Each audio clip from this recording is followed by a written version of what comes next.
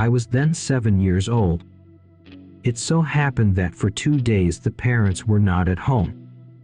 I was an independent boy, and therefore they did not worry a bit about me. There was food in the house, and I always had something to do. In which case I should have just gone to the neighbor.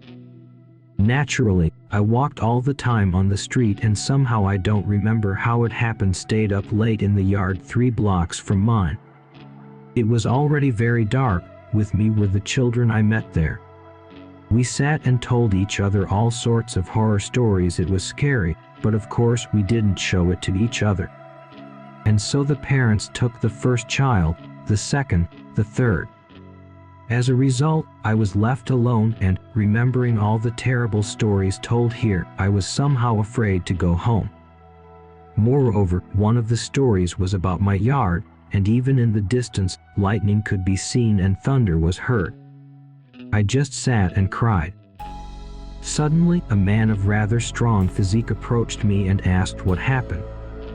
Out of desperation, I told him everything, to which he offered to take me home. Now I understand that I was an extremely naive child. We went towards my house. He asked me about life, about how I study, and about everything else.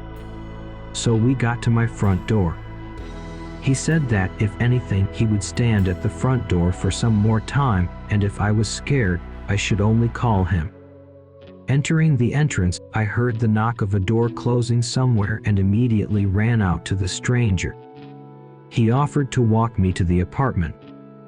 We went up to my floor. I opened the door, turned on the light, and said goodbye to him. He also said goodbye and left. The parents returned the next day. My father and I went for a walk. Our path ran just past the courtyard in which the stranger approached me. A funeral procession of several people stood near one of the entrances. A coffin stood on stools. A large photograph of the deceased was nearby. Looking at the photo, I was stunned. Yesterday's stranger was looking at me from there. Even if we assume that he died after seeing me off, it would still be impossible to bury him the next day. My father also looked at the photo of the deceased and said, "Hey, he was a good man. I knew him for a long time." I am very grateful to my father's friend and often remember him, but I still can't understand how it happened.